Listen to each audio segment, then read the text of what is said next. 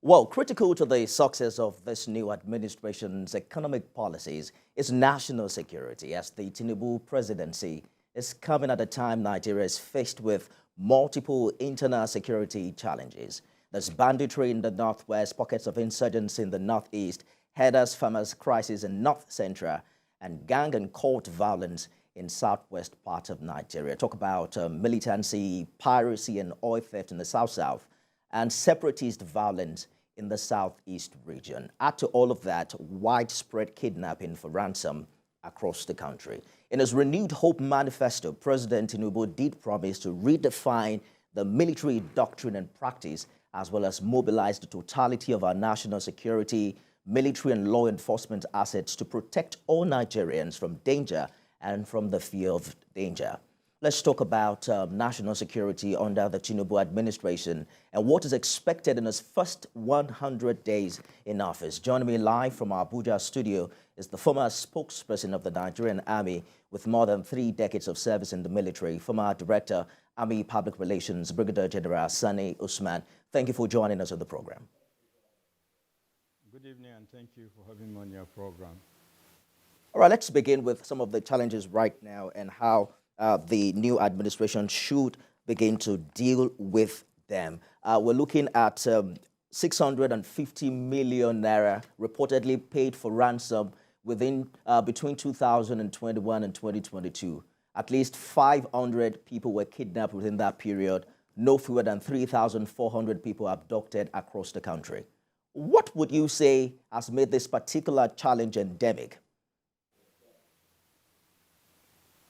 Naturally, it is very, very challenging in the sense that it has been affecting, the safety and security of Nigerians. Therefore, anything that will impinge on your freedom, regardless of which type of freedom, I think is a very challenging thing. More so, when you talk about kidnapping, banditry, and other security challenges, particularly kidnapping, in the sense that the value of human dignity has been reduced to that of an animal. People are paying ransom, simply because he has been kidnapped and all the rest. So and it has corresponding effect, negatively, so to speak, on socio-economic well-being of the Nigerian society. It has affected the educational system, it has affected food security, and so on and so many things. Therefore, there is high expectation on the government to deal with this issue decisively,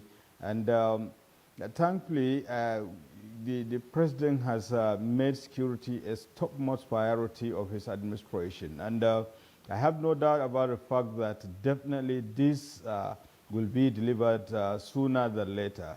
But what is expected more, and thankfully, we have been seeing signs that they have already hit the ground running, and by way of appointment and putting the right people at the right place to make sure that that aspect that is missing in dealing with security challenges in this country, the whole society approach is given topmost priority.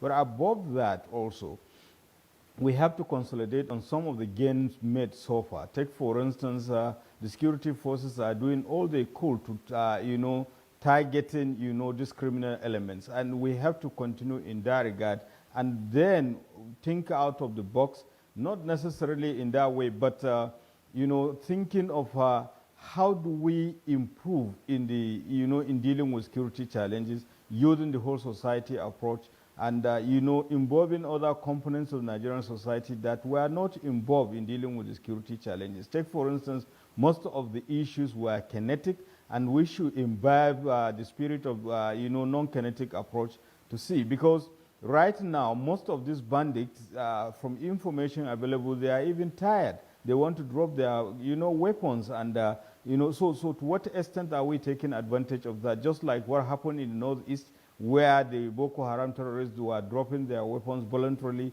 in numbers. And it is equally important to also address such issues. Take, for instance, the repentant Boko Haram that there are thousands in number. What are we doing with it? Because the issue now is, can Borno state government and the military continue to hold forth without assistance from the federal government? So unless we look at that and so many other issues, we will still have a long way to go. But I'm so optimistic that these security challenges, by involving every component of Nigerian society, particularly the youth groups, the traditional institutions, and other professional groups, in the security, solution in this country, I think we will definitely get there. But I think the most important thing is putting the right people at the right place and let them be proactive. You let them be consulting and involving other components of the Nigerian society, just like the National Security Strategy has made. And most importantly, also follow up, monitoring, evaluation, feedback, and being open to the people so that they can report. And most importantly, again, the security forces should be, just like the doctrine will be revisited to see to what extent are they well trained and well equipped, the numbers to meet up with the security challenges. And by the way, when you are talking about other security challenges, we're in the 21st century, given the globalization, there is one other issue, the cyber crime that is impinging on our security, affecting, security and even the economy and social well-being of Nigeria. So it is not just those physical, there are also this aspect that we have to, strengthen our institutions and security forces to meet up with these security challenges as they evolve. About welfare, the issue of salaries and welfare concerns of frontline military and security personnel, which of course is what the new administration has promised to address in its campaign manifesto. I remember interviewing you 2 years ago on the Armed Forces Remembrance Day, and you specifically talked about the fact that service personnel at that time earned about 1,500 naira daily fighting terrorists. What's the situation now? How well is their welfare funded, and what must be done differently under this new administration? Yeah, exactly. Welfare is very important. You are quite right about the operational allowances, particularly for the military personnel, right from the topmost general down to the last private soldier, as it is. And the situation is exactly the same, because it is not just the military that are deployed in counter-insurgency operations. There are other components of the policing system, the Nigerian police and other security agencies. To what extent their welfare is being addressed is another issue. So it is not just enough to have the equipment, but you have to take care of the person behind the machine. And that is why the welfare of the security forces is equally important. And it is not even enough just serving, but what is the take-home package in case of, people have, paid the supreme price? How do you take care of the family they left behind? And for those who are wounded in action, what are those, medical remedies available to them, and so on and so on. So these are the issues. So beyond the equipment, the welfare also need to be enhanced. But it cannot be enhanced unless if we look at the issue of dealing with training, equipping, and because if the security personnel are well trained, are well equipped, the issue of security, and in any case, the training as it is also part of the welfare of security forces. So all these things go hand in glove. You have to be improving on them simultaneously. So we have a very short time, Brigadier General, and I just want to squeeze in 2 more questions for you. Secessionist violence is one, major security challenge the Tinubu administration will have to deal with. The Monday sit at home in the Southeast is now crippling the economy of those states. Some say we may have explored or, the kinetic approach, like you mentioned earlier, to solve these problems. And that right now we have to seek political solutions. Do you agree? Yeah, quite right. I think this is very important because most of the security challenges at the end of the day, you end up on the negotiating table. In the case of sit at home, I think everybody is quite aware of the devastating consequences on the well-being of the people of Nigeria, not just necessarily the Southeasterners, but also the economy, because these people are very resilient and they are economically, vibrant.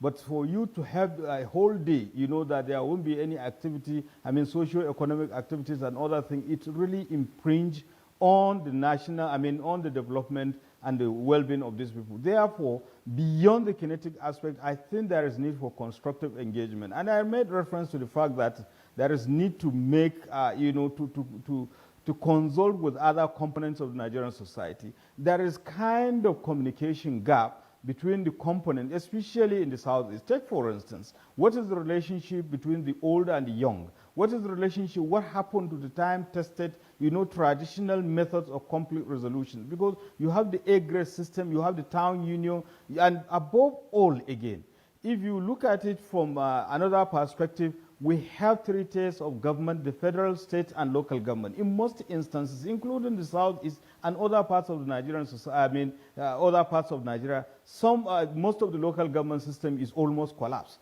And unless we revive it and improve on good governance, so these issues will still be haunting us. But in the case of the Southeast, I think there is need for dialogue for people to see reason, because those people involved, most of the people that are staying or respecting the order of staying at home, in most instances is because of the fear of unknown. So if you improve on the ability of the security forces to secure the lives and properties of the people, the well-meaning people will definitely defy that. But at the same time, while doing that, you have to involve the components of the society, the traditional rulers, the youth groups, and other people in the Southeast to see to what extent they can talk among themselves. You look at it when it started.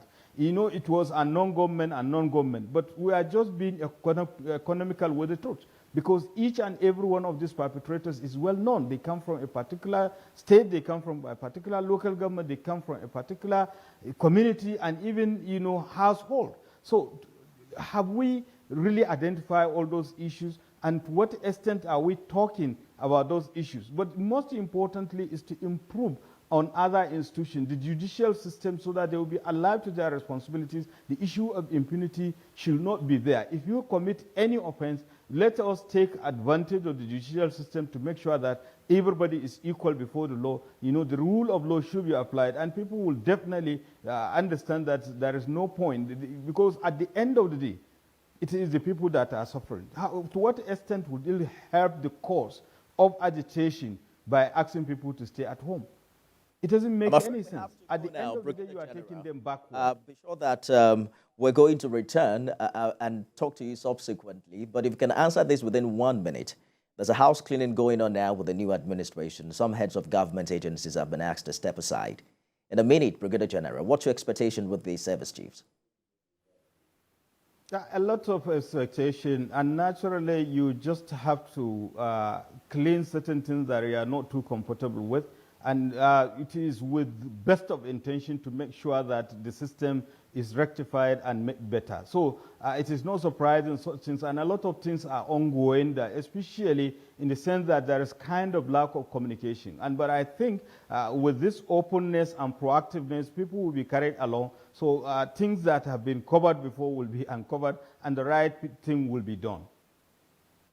Absolutely. We're counting on that the right things will be done, particularly under this new administration, and how it will, affect security of lives and property. Thank you so much for your contribution. From our spokesperson of the Nigerian Army, from our Director, Army Public Relations, Brigadier General Sani Usman, retired. Thank you so much.